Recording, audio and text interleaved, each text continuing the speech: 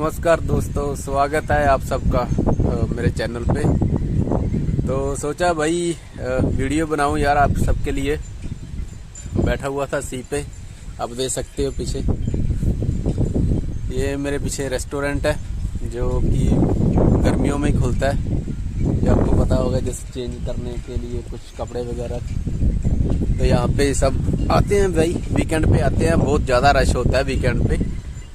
तो बात करते हैं भाई। मुझे मैसेज आ रहे थे इंस्टाग्राम पे और कमेंट भी आ रहे थे कि भाई हम सर्बिया जाना चाहते हैं। सर्बिया हम कैसे जाएं? अगर सर्बिया जाते हैं तो हमें डिपोर्ट तो नहीं करेंगे वो वहाँ से, जब हम ट्राई लगाते हैं आगे जाने के लिए।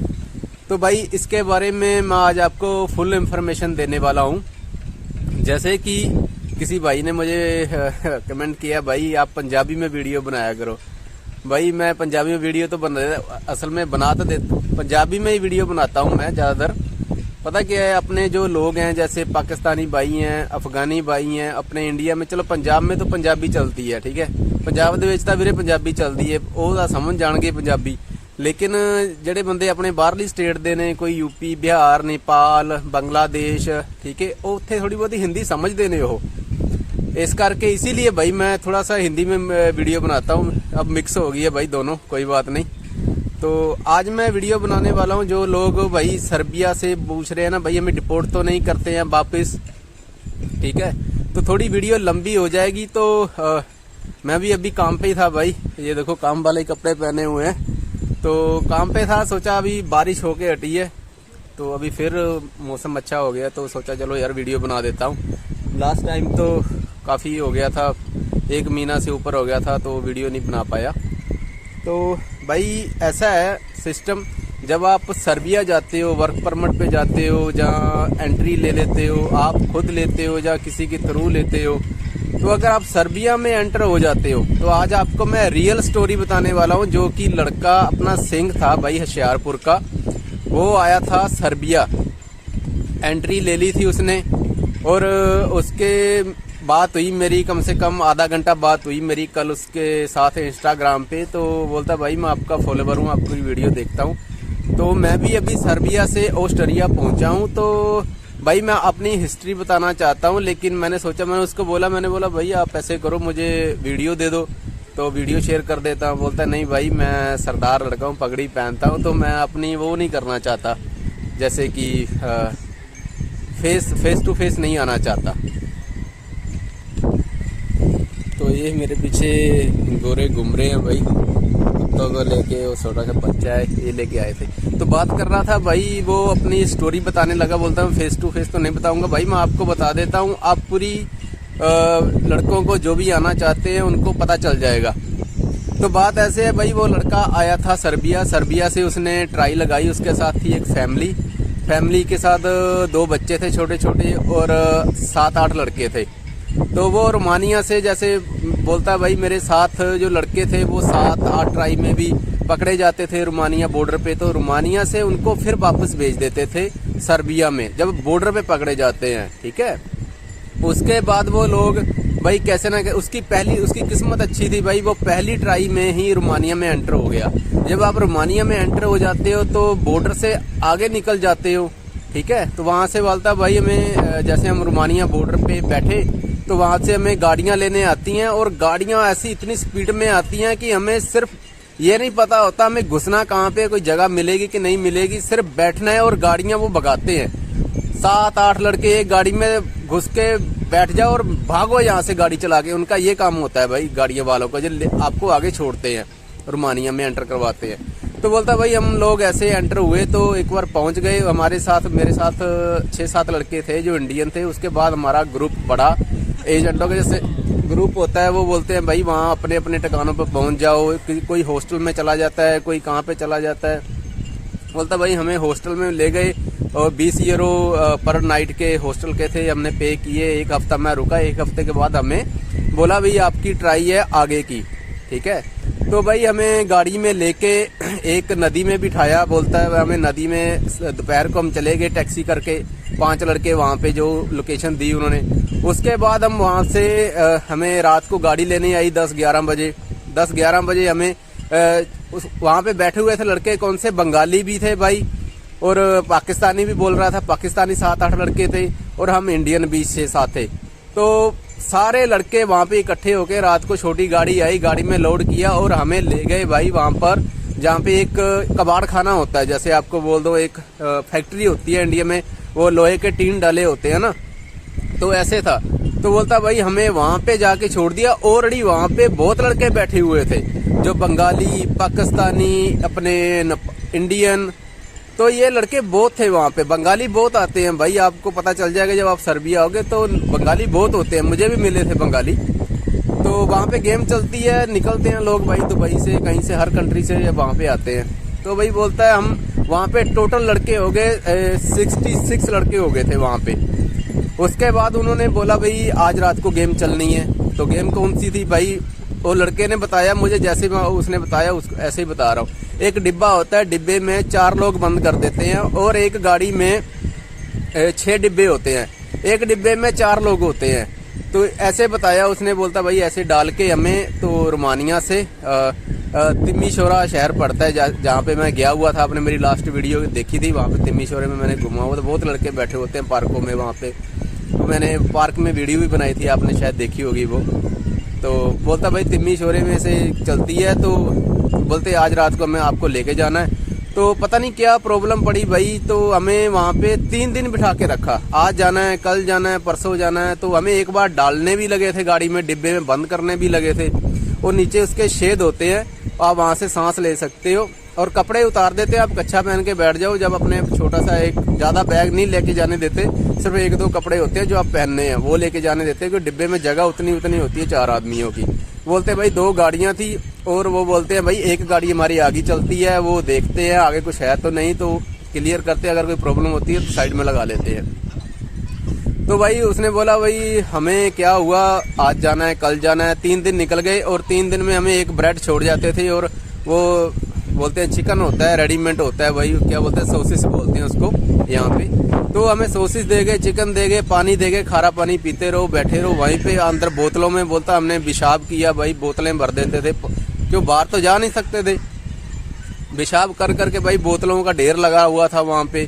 सब लोग इतने परेशान हो रहे थे 3-4 दिन से हमारे से, बोलता पहले भी वहाँ पे लड़के बैठे हुए थे। तो भाई क्या हुआ वहाँ पे, जो जिसका वो कबाड़ खाना था ना, वो गोरे ने आके वहाँ पे, कुछ शक हुआ कि बाहर काम चल रहा था स्ट्रीट के ऊपर, तो झगड़ा हो गया था बंगालियों का वहाँ पे, 2 बंगालियों का झगड़ा हो गया था। तो बोलता हमने और पाकिस्तानी भाइयों ने छुड़ा दिया था, लेकिन थोड़ा शोर हो गया था, शोर जिसको बोलते हैं भाई, आवाज आ गई थी, बाहर स्ट्रीट पे काम चल रहा था। तो कुछ किसी ने कंप्लेंट कर दी। उसके बाद भाई वो मालिक आया, मालिक ने ताला लगा हुआ था बाहर, तो मालिक ने ताला तोड़ के जब अंदर आया तो देखा इतने ज्यादा लोग बैठे हुए हैं। इतने ज्यादा लोग देख के बैठ के भाई वो, उसने कुछ नहीं बोला, बोलता उस वक्त तो वो चला गया चुपचाप। उसने पूछा आप कैसे बैठे हुए, किसने बिठाया है, तो पता नहीं किसी ने बात की, बोलता करके उरके वो निकल गया और बाहर से बंद करके लोग चला गया। उसके बाद 10 मिनट के बाद भाई गाड़ियां आ गई पुलिस की, चारों तरफ से हमें घेर लिया। जब हमें पता चल गया ना पुलिस की गाड़ी आ गई है, खोलने लगे हैं गेट बाहर का, तो लोगों ने, बोलता लड़कों ने, एक टीन था एक साइड से टूटा हुआ था, गला हुआ था, तोड़ के वो दीवार को टाप के भाई, जैसे भी क्या बोलते हैं उसको, क्रॉस करके वो निकल के, साथ में जंगल था वहां पे घुस गए। तो वहां पे घुसने के बाद बोलता है भाई निकल गए, जिसको जहाँ जो भी रास्ता मिला भाग गए सारे के सारे। उसके बाद क्या हुआ भाई, बोलता हम तो छुप गए, मेरे साथ 6-7 पाकिस्तानी थे, हम 5-6 जितने भी इंडियन थे सारे एक हो गए, एक तरफ चले गए। तो बाकी जितने बंगाली नेपाली थे सब निकल गए भाई अपने अपने रास्ते में। तो उनके पास भाई जो पाकिस्तानी थे, बोल रहा मैं डिपोर्ट होने की बात कर रहा हूँ, मैं वहीं पे आऊंगा आपको बताने वाला हूँ। वही उनके पास, सबके पास पासपोर्ट थे, आईडी कार्ड थे, किसी के पास रोमानिया का वर्क परमिट था, किसी के पास सर्बिया का, कोई जैसे क्या बोलते हैं उनको, क्रोशिया का था भाई वर्क परमिट, सबके पास आईडी प्रूफ था। तो जब वो जंगल में भाई दौड़े, निकले, भागे, तो वहां पे चारों तरफ पुलिस ने घेर लिया था उनको। घेरने के बाद बोलता भाई हमें पुलिस ने आ गए अंदर, तो हम भाग नहीं पाए कहीं पे भी, तो हमें पकड़ लिया। तो सब जितने भी पाकिस्तानी थे भाई, उन्होंने अपने अपने पासपोर्ट हो गए, जो भी जहाँ पर कोई बैठा था, ठीक है, बोलता भाई हमने उनको सारों को उठा के बाहर ले गए, रोड पे ऊपर बिठाया, वहाँ पे गाड़ी आ गई पुलिस की। आने के बाद उस सबरों ने बोला भाई जिसके पास तो आईडी कार्ड है, पासपोर्ट है, वो निकाल के रख दो अभी, ठीक है। तो सारे डरे हुए थे भाई, अगर पासपोर्ट दे दिया तो हमें डिपोर्ट कर देंगे, हो सकता है जिसके पास पाकिस्तान का है उसको पाकिस्तान भेज दें, इंडिया वालों को इंडिया भेज दें।